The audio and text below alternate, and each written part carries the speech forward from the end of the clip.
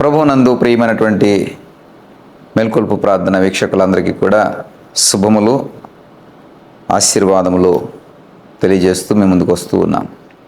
మరొక రోజును దేవుడు మనకు అనుగ్రహించున్నాడు. మరొక చక్కటి కృప ద్వారా ఆయన మనల్ని పలకరిస్తూ ఈ ఉదయకాల ధ్యానంలోనికి దేవుడు నడిపిస్తున్నాడు. ఈ వాక్యం కొరకే, దేవుని యొక్క మాటల కొరకే ఆసక్తితో ఎదురు చూస్తున్నవారు, ఆ ఎదురుచూపులో ఉన్నటువంటి నిరీక్షను బట్టి,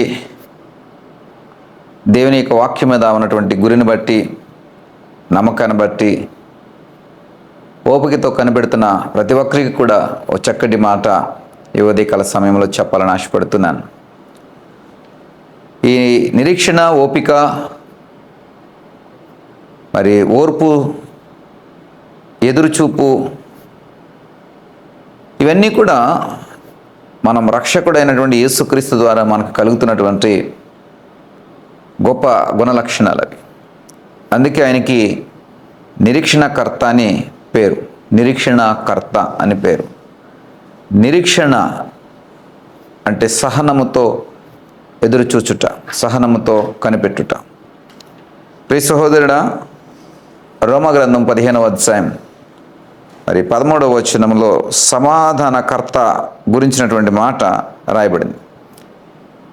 ఆయనకున్నటువంటి పేరు ఏమని చెప్పానండి? నిరీక్షణకర్త అని పేరు.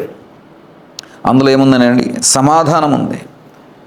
అంటున్నాడు, నిరీక్షణకర్త యొక్క దేవుడు విశ్వాసము ద్వారా సమస్త ఆనందముతోనూ సమాధానముతోనూ మిమ్మును నింపునుగాక. నిరీక్షణకర్త యొక్క దేవుడు మరి సమస్త విధములైనటువంటి ఆనందము చేతను, అన్నిటికీ మించి సమాధానంతోనూ నింపుతాడటండి. నిరీక్షణలో సమస్త ఆనందం ఉంది, సమాధానం ఉంది.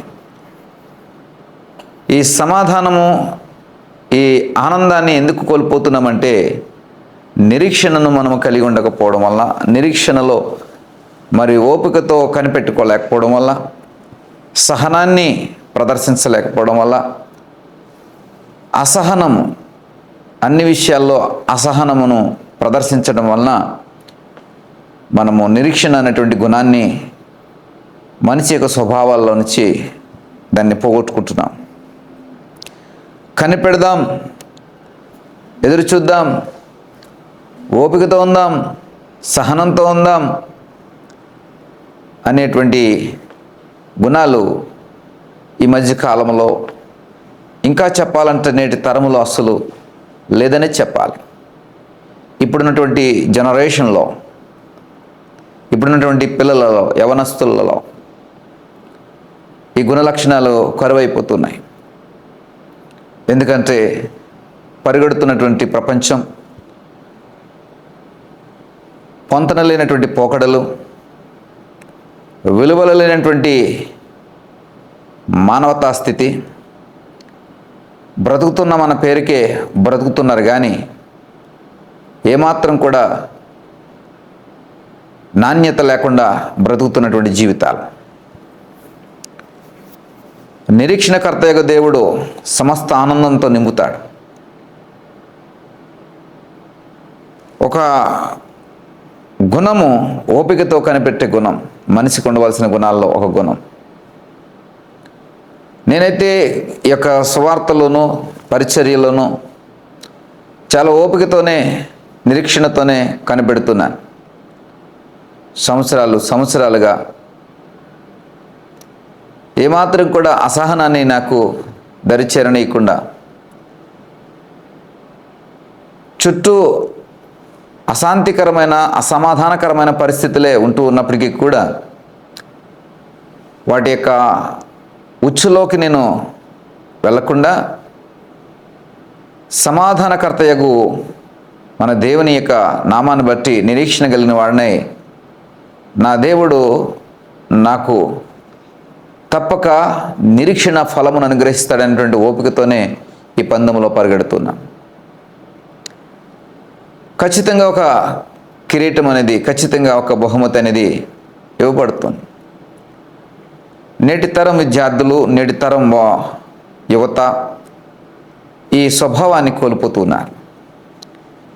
ఇప్పుడు పరీక్షలు రాసి చాలామంది భవిష్యత్తు కొరకై ఎంట్రన్స్ ఎగ్జామ్స్ రాసి వాటిలో ఇంకా ర్యాంకులు రాకపోవడం వల్ల, ఫలితాలు సరైనటువంటి రీతిలో ఆశించినటువంటి రీతిలో లేకపోవడం వల్ల రేపు అనేది ఒకటి ఉందని ఆలోచన కూడా చేయకుండా, ఓపికను ప్రదర్శించకుండా కొంతమంది అగాత్యాలు చేసుకుంటూ ఉన్నారు. కొంతమంది చెడు త్రోవలకు పోతూ ఉన్నారు. కొంతమంది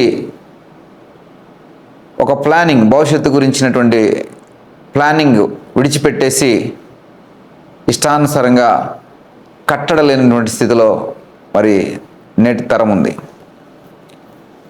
ప్రియ సహోదరుడా, సహోదరి, నీకైనాను, నాకైనాను, ఎవరికైనాను రేపు అనేటువంటి ఒక భవిష్యత్తు ఖచ్చితంగా దేవుడు ఇస్తూ ఉన్నాడు.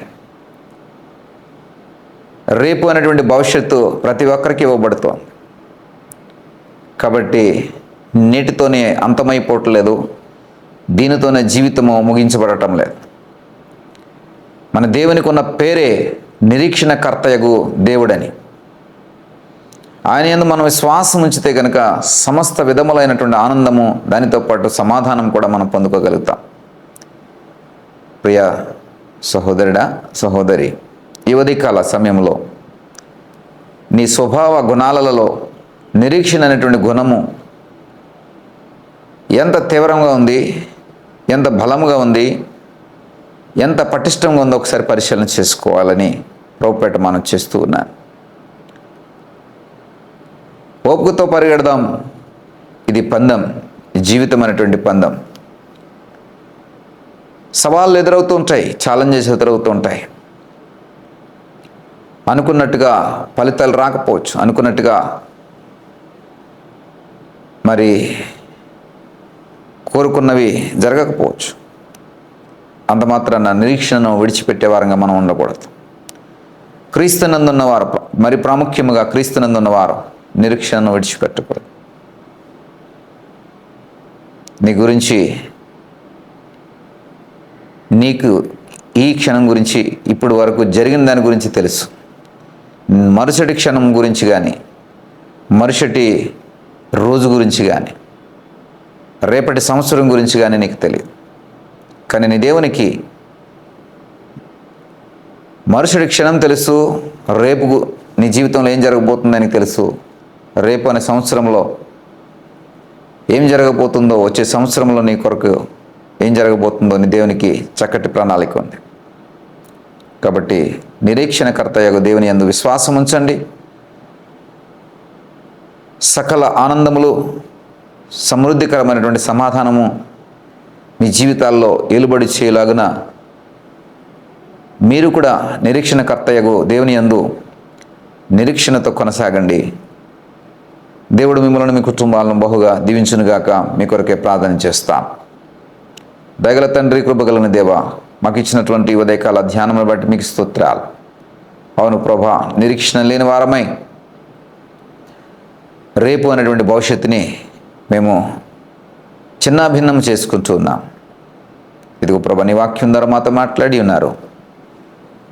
నీ యందు మా నిరీక్షణ సకల ఆనందములను, సమాధానమును కలుగు చేస్తూ ఉండగా, ఇదిగో ప్రభా, ఈ ఉదయకాల సమయంలో మీ యందే మా నిరీక్షణను ఉంచుకుని మా భవిష్యత్తు కొరకే మేము బాటలు వేసుకోవడానికి, భవిష్యత్తును తీర్చిదిద్దుకోవడానికి, రేపు అనేటువంటి ఒక ఆశను మేము ఎప్పుడు కూడా మాలో సజీవంగా బ్రతికించుకుంటూ ఉన్నతమైనటువంటి బహుమానం కొరకే పరిగెట్టు కృప అందరికీ అనుగ్రహించమని యేసు నామములో అడిగి వేడుకుంటున్నాం తండ్రి. ఆమేన్.